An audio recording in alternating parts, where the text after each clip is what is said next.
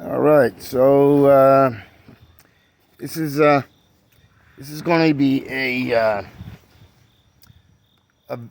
video about a social media source called Massachusetts Peace Action. Now, don't uh, don't get uh, don't get thrown off because it says Massachusetts Peace Action, because it's not just people. It's not just people from Massachusetts. It's people from South Carolina and uh, many other states. They've been doing. By the way, I used to subscribe to Massachusetts Peace Action, but I dropped them. I forget why I dropped them. But anyways, I don't think it was anything negative. Although I didn't actually. Sometimes I'll subscribe to a channel like Jimmy Dore.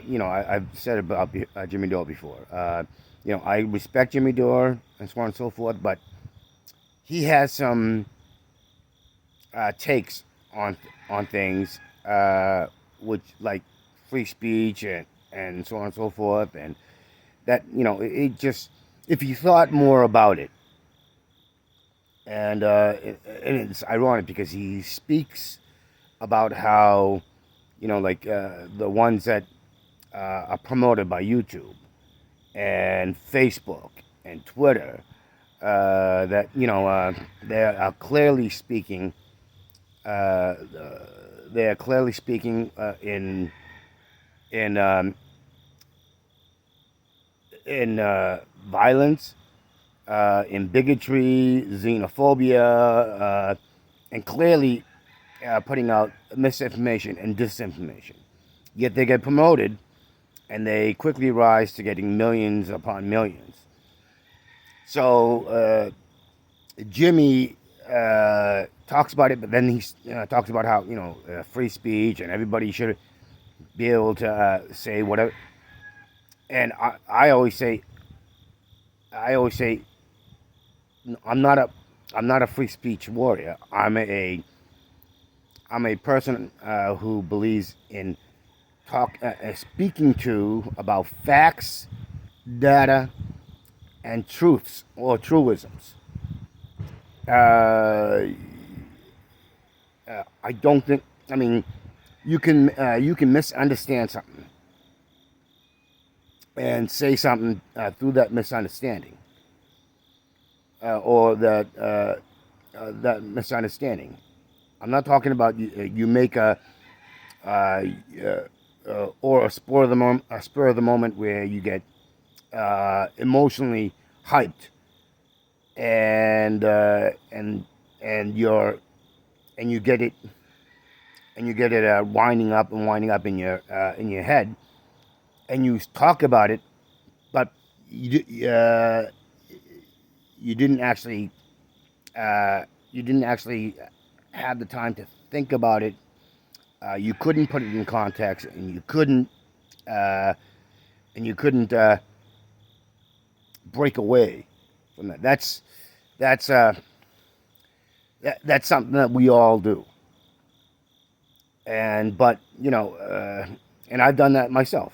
But the thing is I'm taking a more conscious effort, have been for some years, to correct that that reactionary thing, to actually do the research, actually look into it. And as I said in previous videos, I don't delete or correct videos I do, because I want to show you how I am progressing, evolving, and learning. So I want you to see the errors I make. So that's why I don't take down any videos. Um, so uh, all right, I think I lost track. All right, so anyways, Massachusetts Peace Action had on Carl Za and Cristian Sorensen. Okay, Carl Zar is a graduate from Caltech. His father immigrated to the United States. Uh, uh, I believe, if I remember correctly, he was recruited and brought to the United States, and so Carl is a U.S. Naturalized citizen. He had lived in China. He had lived in the United States. Uh, he now lives in Bali, um, Indonesia. But uh, he's he's he's an encyclopedia on history, especially where it concerns China. Um, and I think he even covers. East Asia. So yeah, he definitely covers East Asia as well in his history. Uh, and then there's Cristian Sorensen, who's a veteran, U.S. Air Force veteran.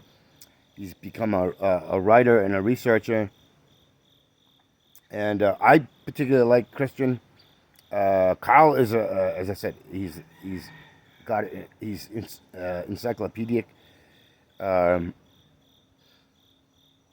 but Cristian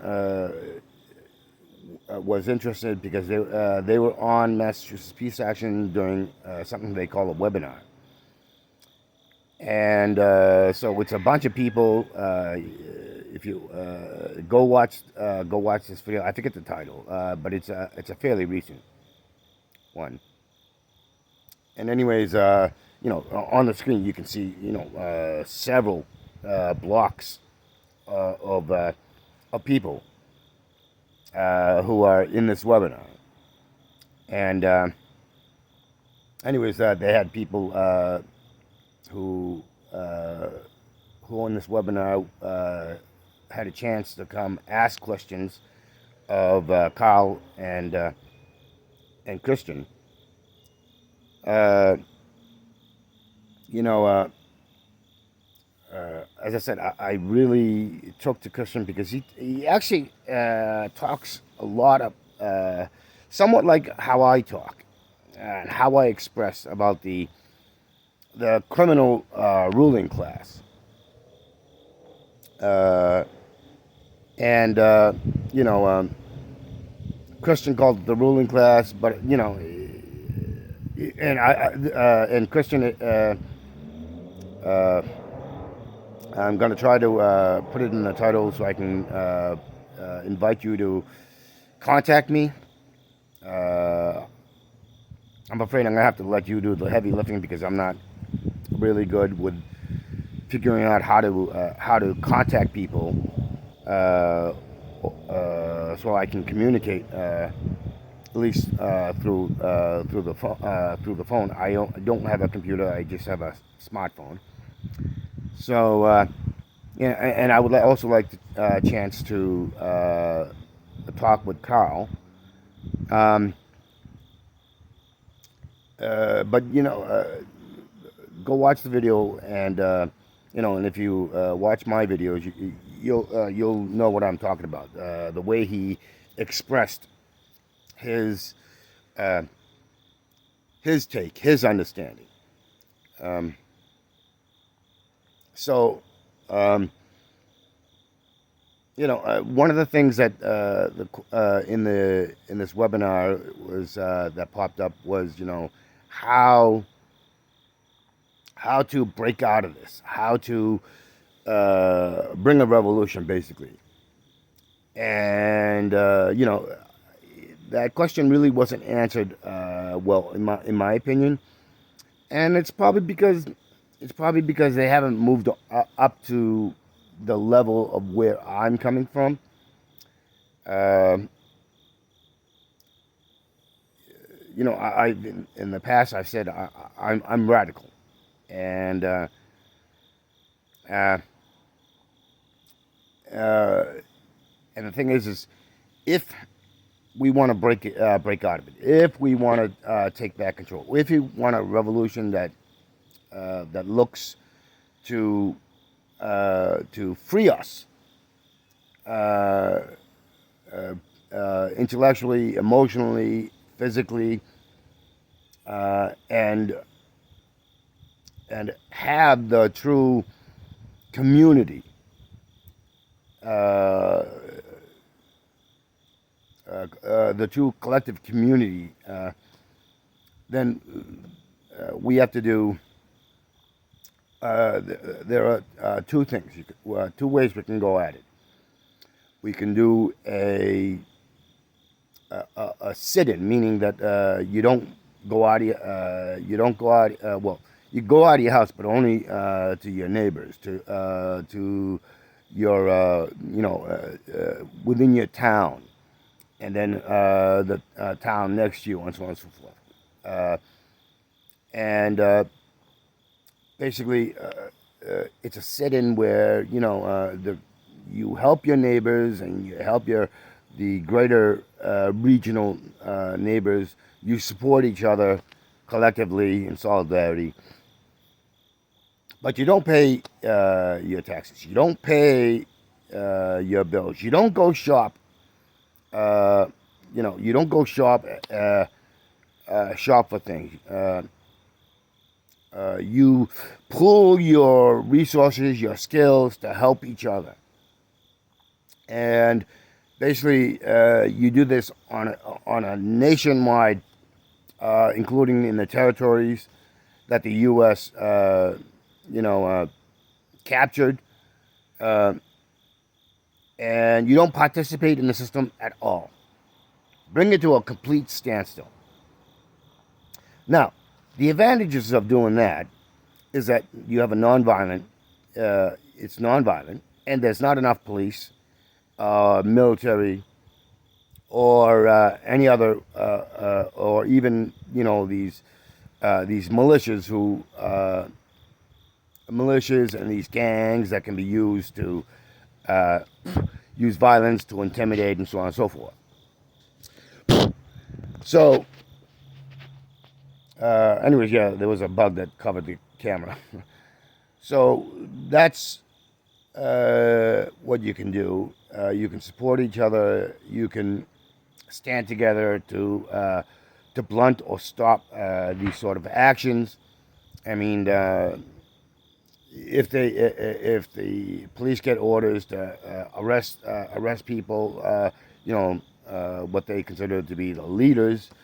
But thing is it won't be centralized, and they'll have to arbitrarily go in, and they'll have to use force, and if you stand together, and if you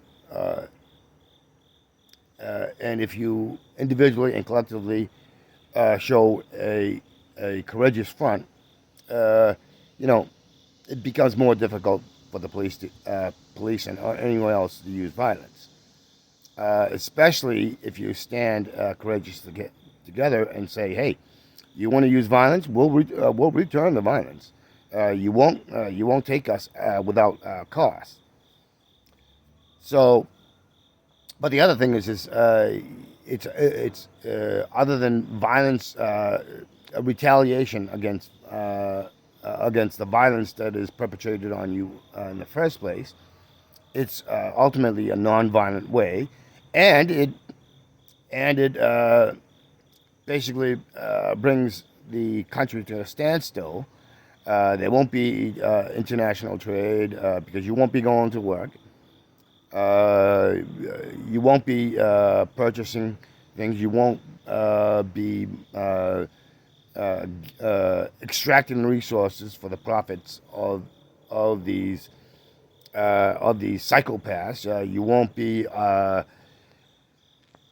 be used by the banks and financial criminal parasites, and you'll basically bankrupt them. and you'll take all of the control and power that they currently have. Uh, the U.S. has 850, probably more than 1,000 actually, U.S. military bases, as well as military contractors uh, uh, that these ones that make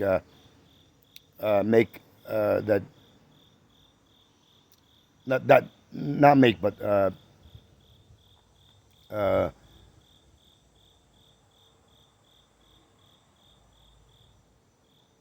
well, yeah, they you know people do the labor that make the product that they're selling. But what it will do is if they can't use your intellect, intellectual labor, when they can't use your physical labor, right? And a lot of these companies like Lockheed Martin, Northrop Grumman, General Dynamics, Boeing, and GE, and they um, uh, along with the uh, Raytheon and all these others, they have corporate satellites all over the world. Uh, so they'll have to rely on those corporate satellites, but they won't have any connection. So like if they can't, if at the source they can't transfer over money and other logistical necessities, those satellites become uh, moot, uh, obsolete. They can't use the intellect or physical labor at their other satellite branches. So this is one way to do that, and the fossil fuel and on these and and these high tech, uh, like uh, like Google and Facebook and Amazon. None of these people will be able to do the ones that are the uh, that are the uh, that are the corporate heads will be able to do anything because they won't have a labor force to use, and especially a labor force that is at their at the at the imperial core. Um, so that's one way to do it. The other way is to be forcefully militant, come together collectively, and use force to run them out. Now, uh, either way, it has the effect.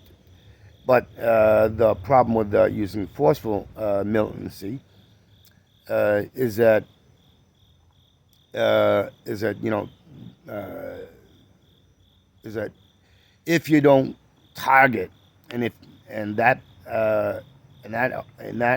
second option, you need to know who the enemy is, who the ones who are running and controlling things, who are the ones that are doing the constant forever wars, who are the ones who are running the policies that extract your labor, your finances, who are gobbling up the real estate and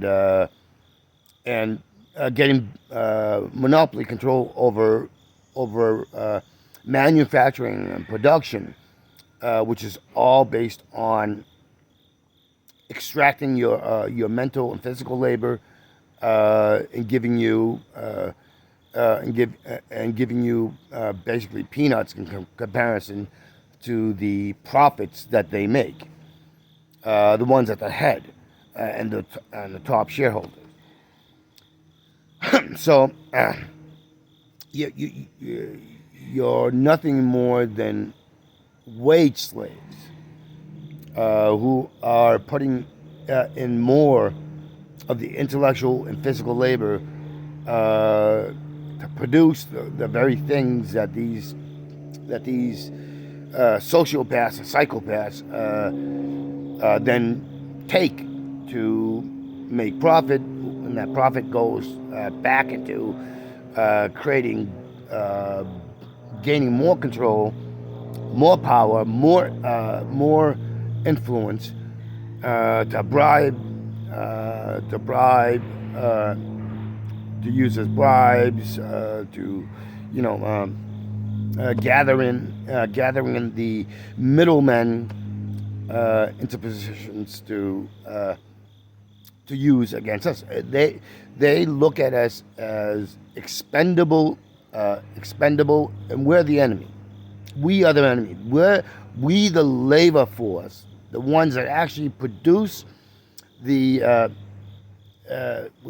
actually produce the goods, are the ones that they consider the enemy. We are hated by them. So, and Christian espoused this on that webinar, and if you pay attention to my past video, you know exactly what I mean. But here are the other issues that I want to cover. It's like based on that video, and it was like, and Carl and others have said this, but we run into a problem with what they said, and they said basically we need to have cross cultural, person to person. So Americans going to China to see what China is like on the ground, experience it personally, and then Chinese.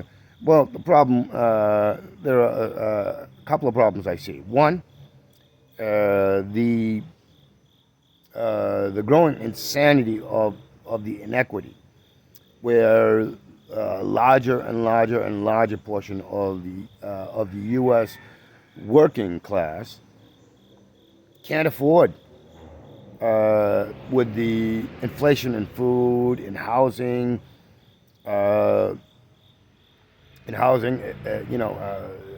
energy and water. Everything is being privatized, meaning monopolized into the hands of these of this immensely small minorities. You've heard me talk about how basically there's really no difference. If you can call it capitalism, but it's basically these little feudal fiefdoms, and these little feudal fiefdoms want to expand their little fiefdoms and be the ones who dictate the decisions, the rules, the control. And it's not just in the United States. They want to be in control globally. They want us all to be peasants and serfs and slaves, and if they send their ignorant military and security forces to come and slaughter your family, where you're expected to lie down and just take it. That's what it is, and it's funny. There was this retired psychologist, and he's like, and interesting. Christian used sociopath to describe these ruling class, in the corporate and financial world.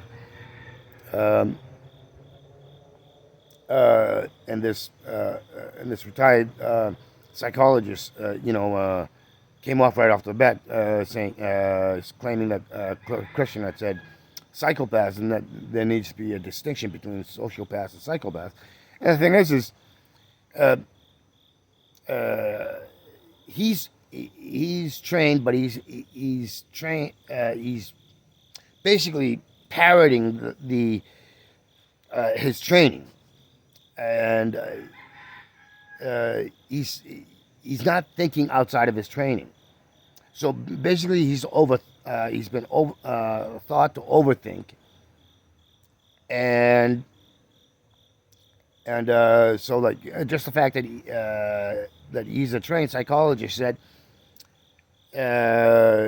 he, instead of taking what Christian said, which was sociopath, he went automatically psychopaths, and you know, there was a disconnect there, but it was because of his training, and because of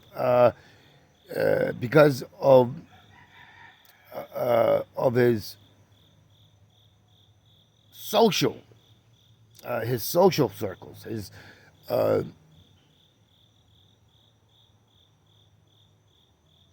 his status with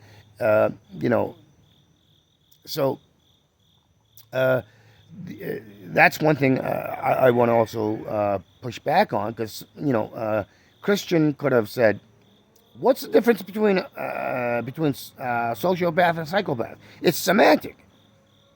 I forget the word used, but it's the one that there was that. There's these TV series where they go after these uh, in the FBI, and where they go after these serial killers. That's it. A serial killer can go kill a dozen or a few dozen, or even reach 100. But they're these lone people, and they call them psychopaths, and they are. But it's a semantic difference. When you have a ruling class who uh, who who cause pain and destruction and death uh, on the domestic front and internationally, and they back psychopaths or sociopaths. It's semantic, because they may not actually pull the gun or stab you or come over and take over your house at the point of a gun, but they use all the levers to do the things that psychopaths do. So it's completely semantic. So sociopathy and psychopath, it's semantic. They may not actually use, but they do it. But the so-called sociopaths in the ruling class, they kill and destroy and bankrupt and make homeless and cause illnesses and disease, and pollute our ecosystem. They start wars, make enemies out of countries and peoples that aren't enemies. Uh, they villainize, demonize, and it's because they own the media. They own your social media. They own your corporate media, print and TV. They own your media that creates the TV shows and the and the movies, which are filled with their sociopathic ideas or psychopathic ideas. This insanity, which infests the minds of people and ingrains and conditions and indoctrinates and warps and puts in this insanity that you are made to think is reality. It destroys critical thinking. It destroys your ability to take your life experience and the things that you've seen, that you feel, that are tangible, and and uh, and make you emotionally and intellectually retarded to the point that you can't connect your own personal experience, things that you have seen that are tangible, that the negative impacts, and have you espousing and when they bring up something, when they put out the propaganda, for you to back them, but you're not thinking that you're backing them, backing their propaganda, backing uh, uh, their like the Gulf of Tonkin, the U.S. claim that the Vietnamese sunk one of a U.S. ship, except that never happened. Weapons of mass destruction in Iraq. There was no weapons of mass destruction. Muammar Gaddafi in Libya. Muammar Gaddafi is this insane, evil villain. He has to be stopped. He's causing human rights tragedies and atrocities. Except Libya was the most advanced country in Africa, which had a standard of living in Libya that was nearly on par with the developed Western world. You know, it just goes on and on and on. This whole thing, the Uyghur genocide in Xinjiang. It takes it puts an insanity. It takes the curiosity and interest in learning about all these false claims and lies that are put in our military are nothing more than become nothing more than mafia enforcers, knowingly or unknowingly. Our police force is the same. The CIA,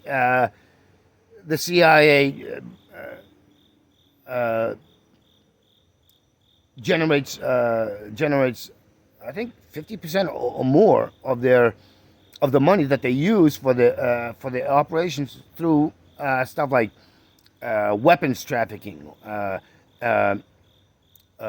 drug trafficking, human trafficking, all the things that we can all say that's criminal, that's illegal. The CIA is involved, with media disinformation, where around the world, the U.S. is allocating $300 million a year to prop up these disinformation sources internationally. In Europe, in Asia, in Africa, in Latin America, and it just goes on and on and on. So, Christian, like I said, they are your enemy. They are our collective enemy.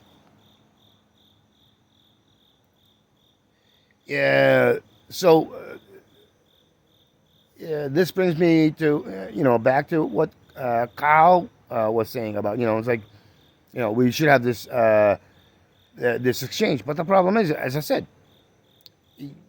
people don't have the money to go do that, nor do they have the time to get the visas and go through the bureaucracy and everything else to go over to China, let alone stay there. You know, just you know, it'd be like taking a plane trip over to China and then basically hopping on a plane trip back. When you don't have the money to to get hotels or to travel around China, to or get the food, and so there's that problem. I mean, people can't even cover a $300 or $500 emergency expense. I think it's somewhere between 50 and 70% of U.S.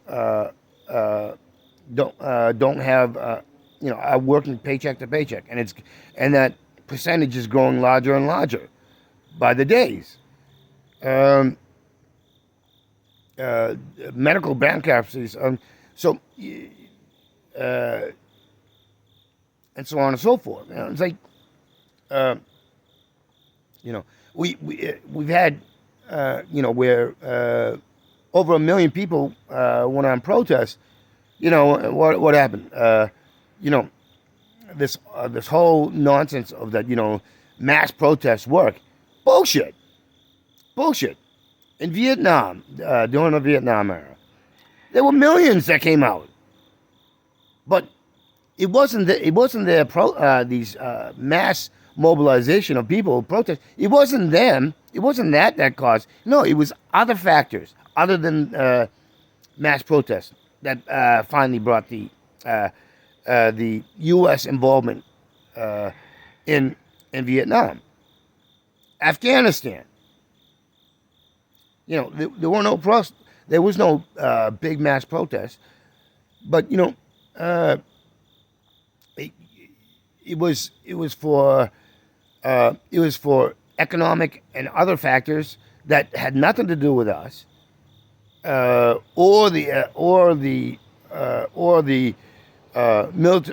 militias in Afghanistan, the Taliban, that forced the U.S. out. So you have to understand this. So and the other thing is that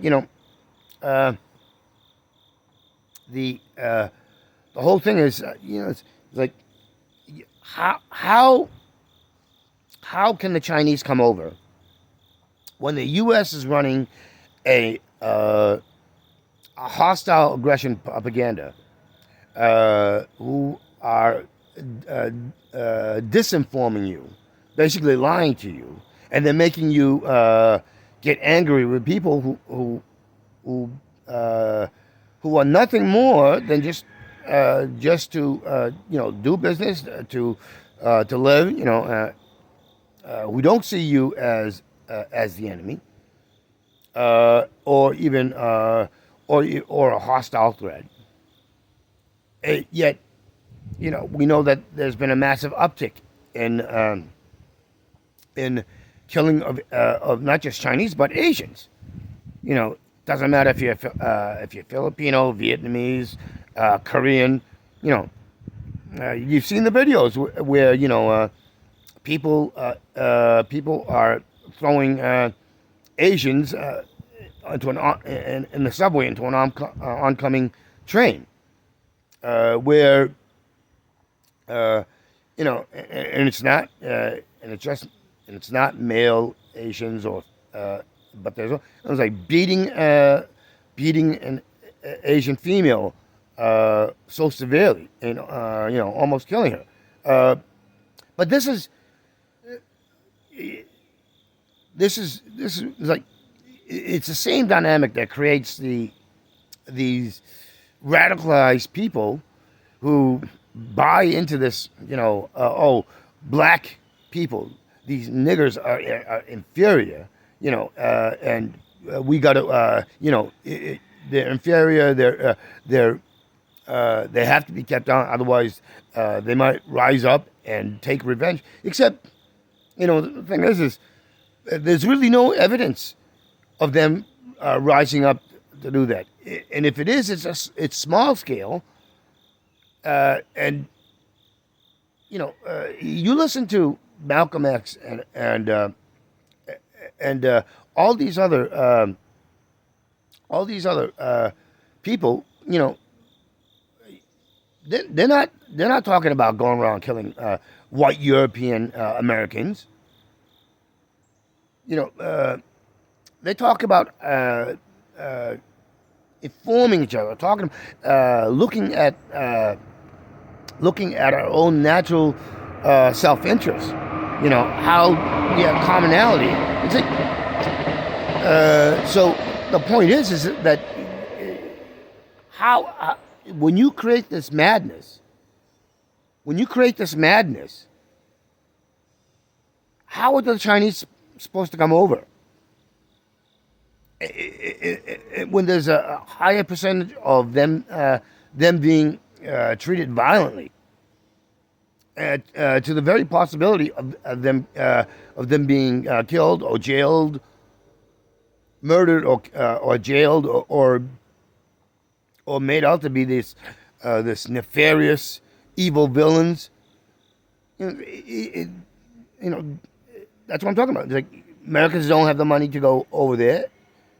And the Chinese or other Asians really, if they are aware of it, when how are they going to take a chance to come over and being assaulted and molested and so no, you can't have an exchange like that within the current situation. And this isn't the first time they've used. They've enacted several, a century or more ago, where they enacted these laws to prevent Chinese, basically Asians, from coming over to the United States. But previously they were going over there and recruiting to bring Chinese and other Asians and other people from around the world to come over so they could use them as cheap labor for profit, to build their railroads, to build other things, and they were cheap and expendable. And this is so. Again, this comes down to the semantics of sociopath and psychopath. And basically, if you're a white European, you're basically being used as the enforcers. And how do they get you to be vicious and violent and so on? By saying, "Oh, they're stealing your jobs. They're coming over here to supplant you and culturally and physically destroy you." That's how the propaganda works. I mean, the Germans literally took their for their propaganda ministry, and they literally use the example of how the U.S. Ruling criminal elites were dealing with black people.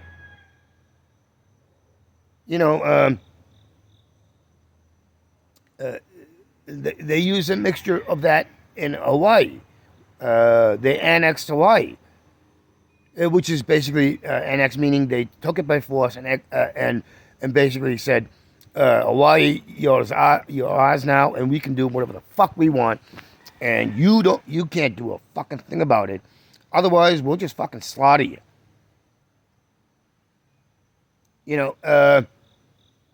And you have these so-called Hawaiian leaders, like Tulsi Gabbard. She's supposed to be political leader looking out for. Except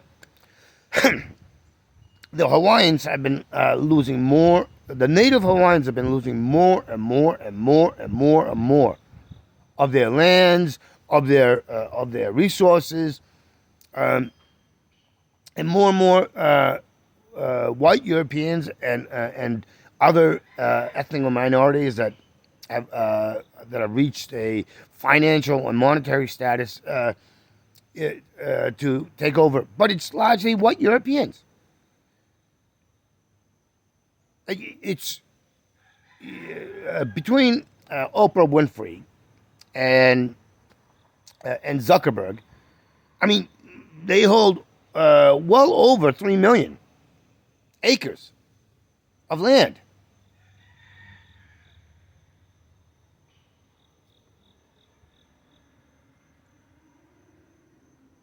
Bill Gates owns, I think, over 1 million acres in the in the continental United States. BlackRock, Vanguard, J.P. Morgan, and all these other criminal fucking parasites. These fucking criminals, they're they're buying up so-called real estate left and right. They're holding them. They're holding them empty to drive up, and then they at the same time they're saying, they're pushing forward this idea of creating affordable homes. Uh, Trump, the Trump family. That's how they control, because they were doing the same shit. They took over these so-called projects, which were started out as affordable homes for minorities and poor people, right? That was supposed to be on a Trump family was involved in that. Trump was involved in that. So this is why I say Trump Trump and his family were criminals before he even got into politics. His family was already playing this criminal game they call politics. With Giuliani, he's a criminal. Meanwhile, all the shit that they've done, which is numerous, there are laws on the books that state that when put into proper context, that's criminal activity, criminal behavior, right? This is not the first time. And it's like the Vanderbilts and the Rockefellers. They were called robber barons. What's the one from the TV series Bones? The Carnegies. They were robber barons. The reason why they were called robber barons is because they acted like feudal aristocracy. They were hiring and using the people, these thugs,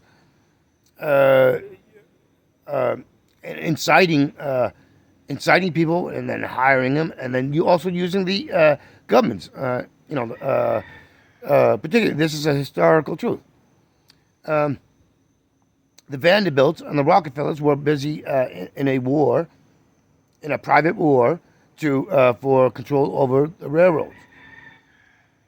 They each hired thugs. They each used judges and so-called other political leadership to do war on each other, which all they did was spend small sums of money to do this, and the war was fought by the thugs and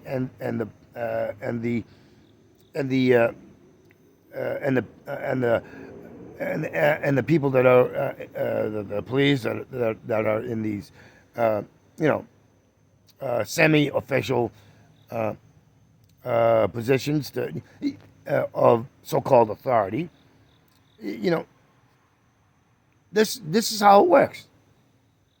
I mean, when they burnt down a Chinese community in California during the period around either the gold rush that started up from the gold rush and further, where out in California, where the same thing. The dynamic was rowdy, the white European settlers that were citizens of California to by using all this deflammatory them all riled up and violent and fearful, and they burned down and start killing dozens of Chinese people. And it's the same way. It's like the black community, that they called the Black Wall Street. The same thing. It just goes on and on and on. And you, the white Europeans, you are used. You're used to do the murder, and you're being used to be the cannon fodder. All so that they can also these psychopaths can get control. I mean, these people are serial killer minded. Except, unlike the serial killer, they're not going to do it personally. So it has to. People have to come to understand. And the thing is, in a more modern time, it's not just white Europeans. It's other ethnic minorities, like people that look like me, or people that have black skin or brown skin. The ones who have been allowed to get into the inn, to be a low partner and a low rung in the, and so they act like they're participating in the serial killer, create mass destruction and mass havoc and chaos. And we're living in a time where it's degenerating so quickly that more and more people, and it doesn't matter what your skin color, ethnicity is, you are to be predatorily profited from. You are to be used as expendable commodities. You are to bow down under the rules-based order. The rules-based order being, we are the aristocracy. We are the feudal aristocracy. What we say goes, and you had better do it. Otherwise, and even if we don't say it, and even if we don't give you a chance, we're going to do it because we want to set an example. We know that you are fearful, that you are nothing more than sheep and cattle, livestock to be slaughtered, so that others can see. Or your house taken for 6 cents, or your house, your private property put into the books, even though those books there was no evidence of ever that person doing business with this. This is the sort of you have to agree that that's criminal. That's criminal. The whole thing of extortion. I mean, they do it. Everything that you hear about the stuff that they used against the mafia, these so-called legitimate businesses do it, and yet they're allowed, and they get bigger, and they get put in positions positions where they can directly call for dictate policy. So understand, I know who my enemy is, and it's not you. It's not you white Europeans. It's not the black community. It's not the Asian community. It's not the Hispanic community or the Latin American community or the Muslim community or the Arab community. I don't give a fuck. I know who my enemy is. I know who we should be all standing up against. I know who we should be defunding.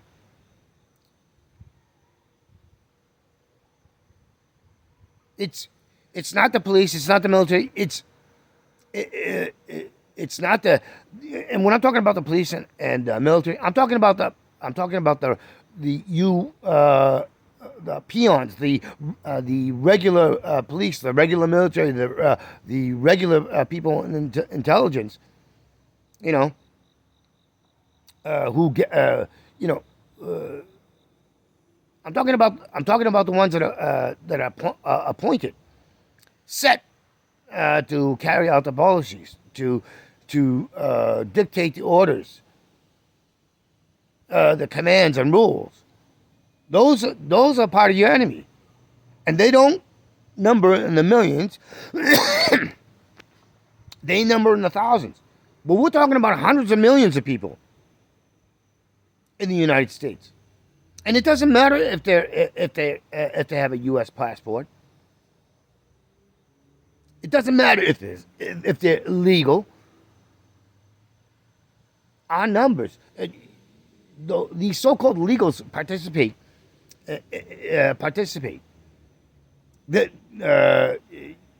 In producing the taxes, revenues, as well as the physical end products to keep supporting the criminality. They're in the same boat as us.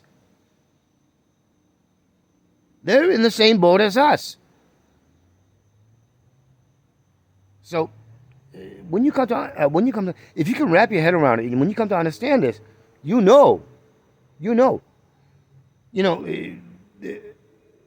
one thing that they've done is they've infested this suspicion into the wider collective community. This fear and distrust. Where we can say where there's a brotherhood, a sisterhood, a community. Yet because of all the fear and atrocity porn and this idea that everybody, you have to be suspicious of everybody, that you have to be careful because the next serial killer could be right next to you. It's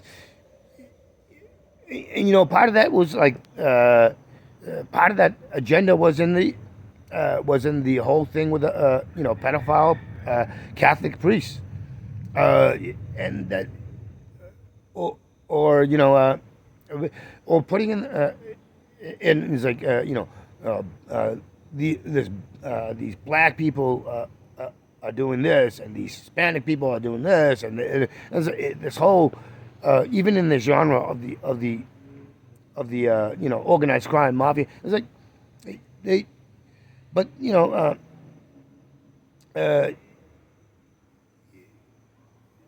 Western mafias, a lot of them became the so-called legitimate businesses. They were for a short period. For a short period, like the Italian mafia, it started.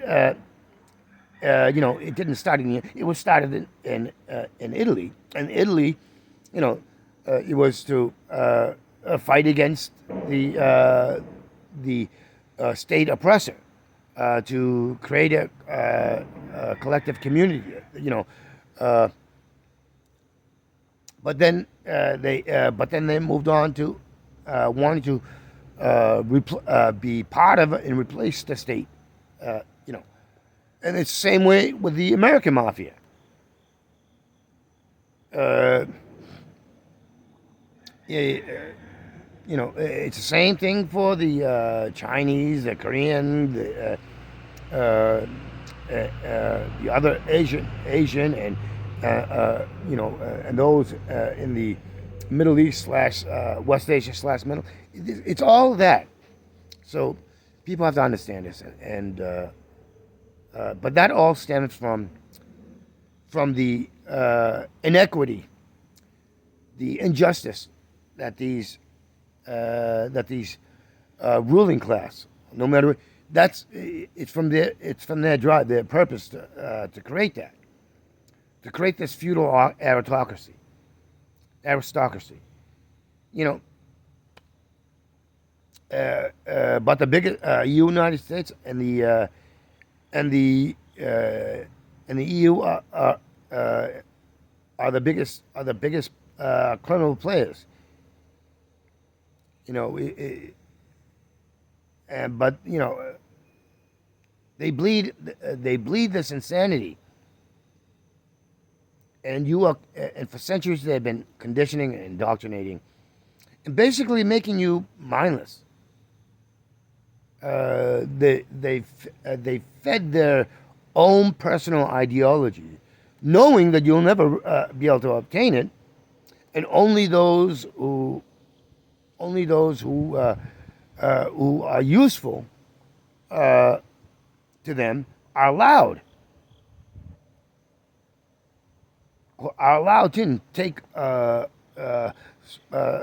little piece of that in their cabal of feudal aristocracy that they call capitalism and capitalists. You just won't. You'll never. And that's basically what it comes down to. And the only way you can combat that is to understand it, to take active part in learning about it, so that you can fix the way you think, so that you can have more conscious control over your intellectual, emotional immaturity.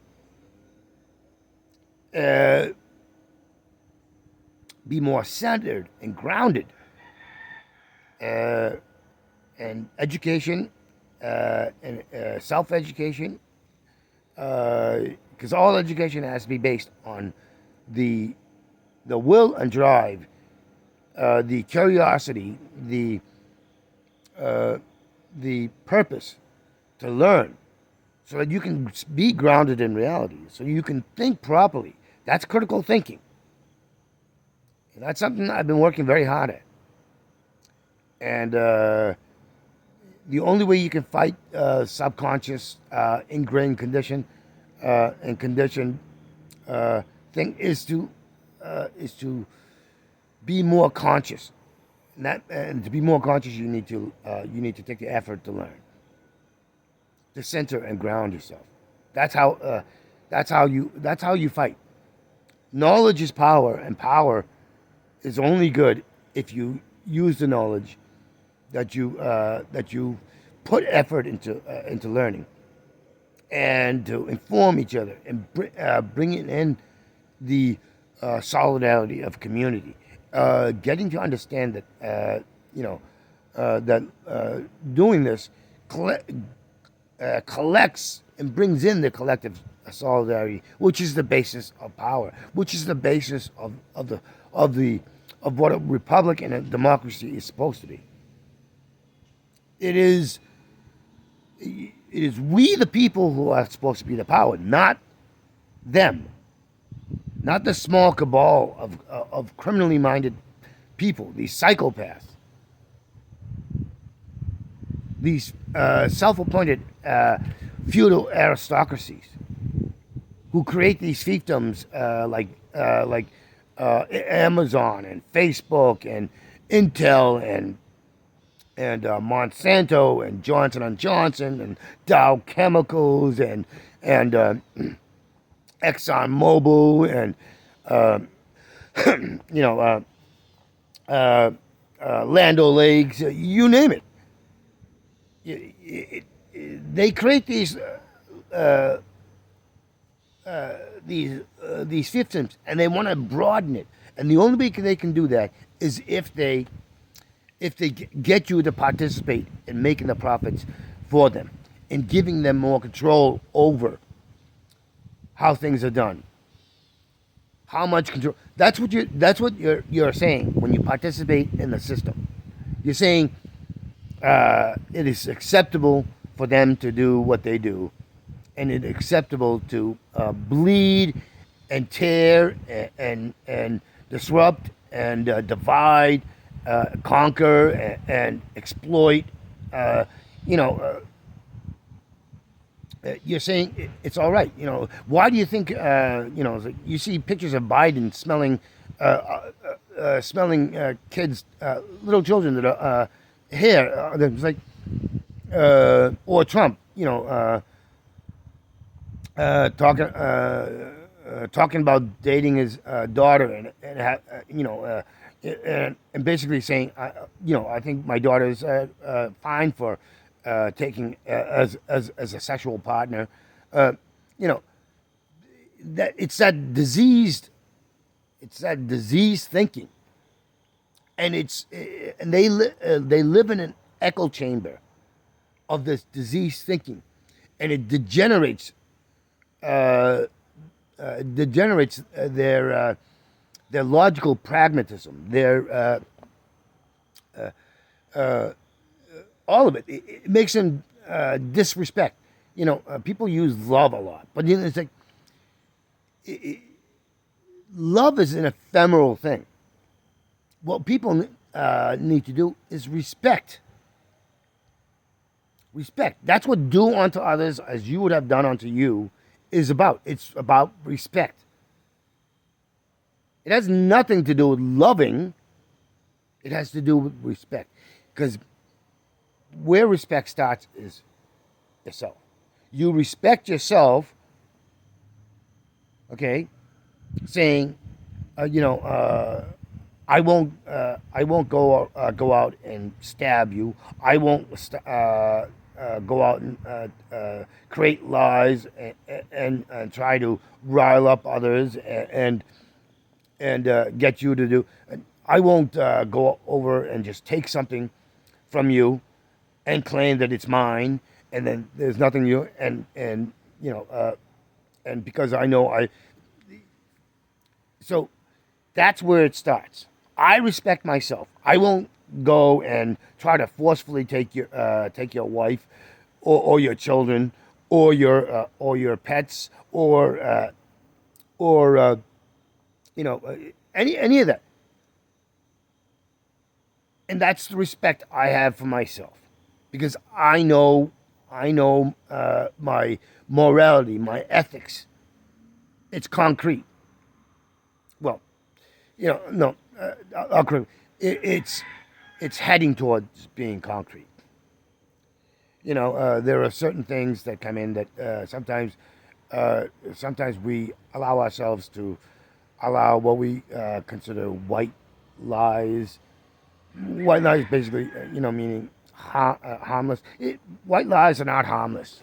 White lies are not harmless. So, they may not be devastatingly traumatic, but it's still a lie, and it does do harm.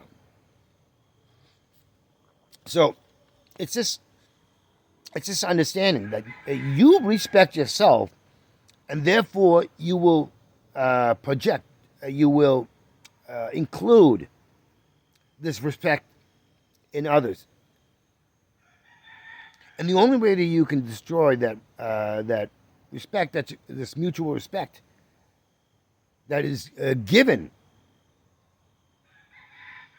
is to prove that you have no respect for yourself, that you find that that you can think and do things that are criminal against the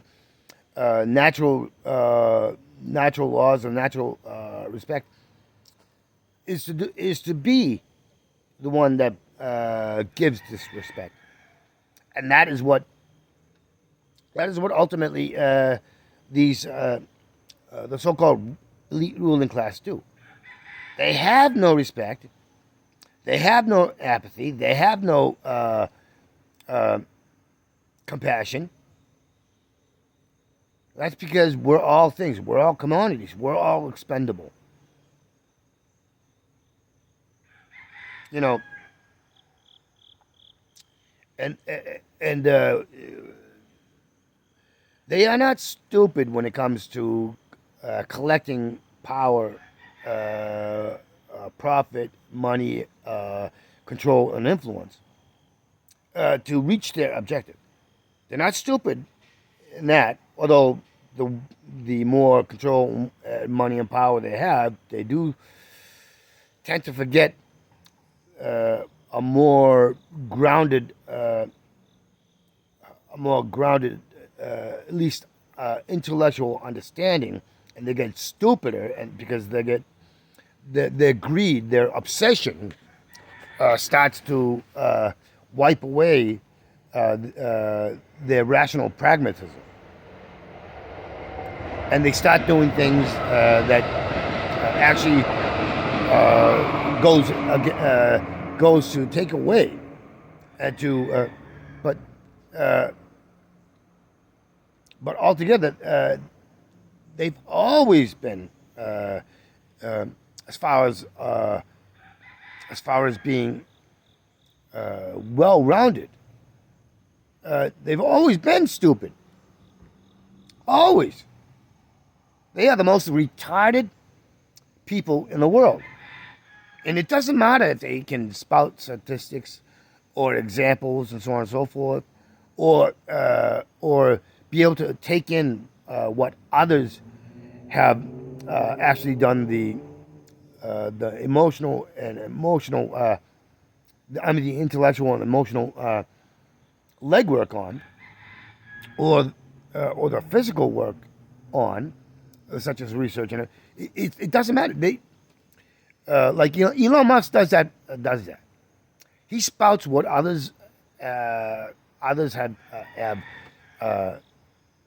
put out, but that's all. They are the supreme parrots. Okay, they can't even bother to do their own little lessons. Bill Gates never even graduated from college. Not that I think you need a college degree. I don't have a college degree. I barely passed high school, but because I've invested